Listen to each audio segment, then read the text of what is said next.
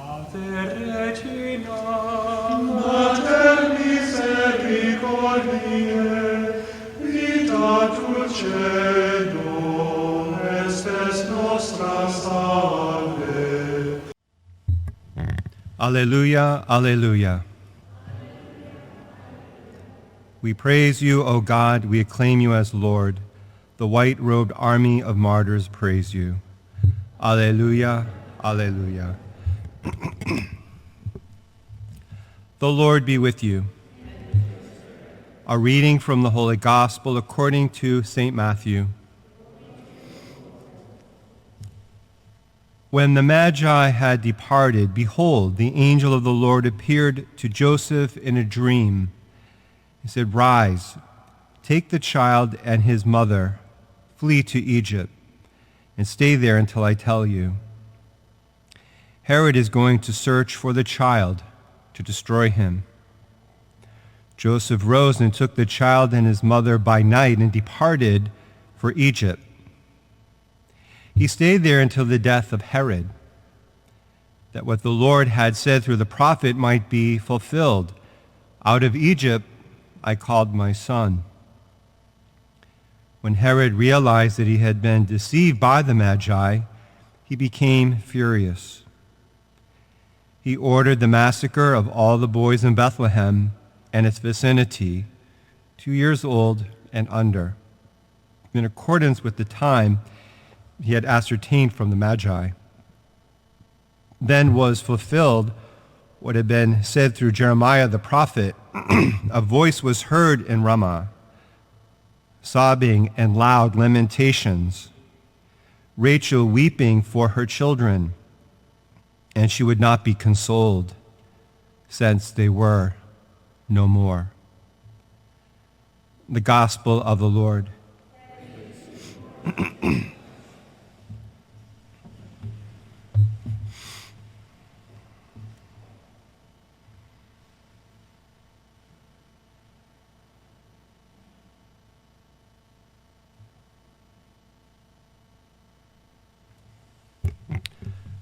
We're very blessed in our faith, our Catholic faith, to have so many saints.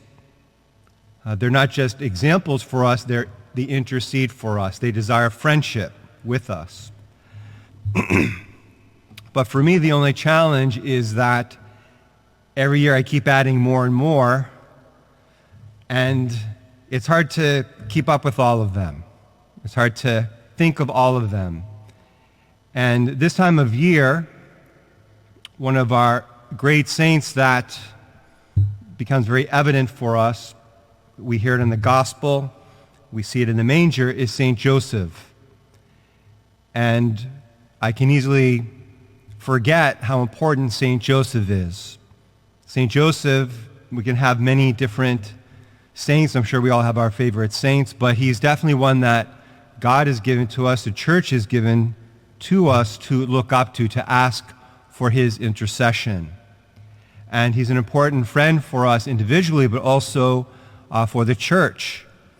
And to think that his name was even added to the consecration prayer in the last 10 years. Just again to emphasize the power of his intercession.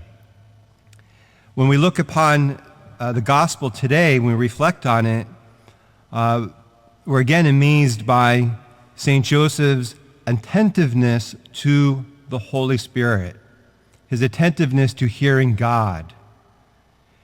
And I believe that part of that attentiveness, it's partly of who he is, but also his attentiveness and love to Mary and to Jesus. He is so focused on them. And his role, of course, is protector of Mary and protector of Jesus. That's like his main vocation. But for him, it's not just done out of a duty, it's done out of great love. He has such a love for them, he can't help but be attentive to them. And that attentiveness to them allows him also to be attentive to the Holy Spirit speaking to him, guiding him. How easily St. Joseph hears God speaking to him and to give him instructions. Jesus is in grave danger. You must take him and Mary and flee, and I will let you know. The amazing trust. Pick up everything and leave. I will let you know when it's time to come back. I don't know about you. I don't know if I have that always kind of patience and trust. But what a great example that he shows us. And he leads them to safety. In the midst of that, we have a great tragedy. And in the midst of our own celebrations, it's only the fourth day of Christmas. We're still celebrating. We're still looking upon the manger with great joy, meeting our family and friends, pondering this great mystery of Christmas. But in the midst of that, the church and the gospel reminds us of a great tragedy. And so much so that the church even gives it a name. We're celebrating the Feast of the Holy Innocents. And we hear it today in the gospel. Herod is so filled with pride. He's so filled with greed and sin and fear. When he hears that there's another king, and there's a greater king than him, his fear is losing that. And the fear is so great, in a sense he becomes obsessed and possessed by it. And when he can't find Jesus, well, kill them all. Kill all the boys up to 2 years old. And it's such a tragedy in the midst of the great story of the birth of Jesus, but it is also a reality. When we think of our own day, we also have many innocents killed from abortion. Millions in our own country, who knows throughout the whole world. It's a great tragedy regardless, but especially in our time and age, when we even have science besides our faith to show us that there is life from the moment of conception. It is a tragedy in our own day.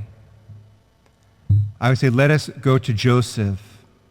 Joseph, who's a protector of Jesus and Mary, praying for his intercession that this tragedy of abortion would stop, would end in our own time, our own day and age, and that we all may become witnesses to life. Joseph, as we know, was very silent. That was his role in that time period. The Holy Spirit chose that he would be silent in the scriptures, but his actions prove everything.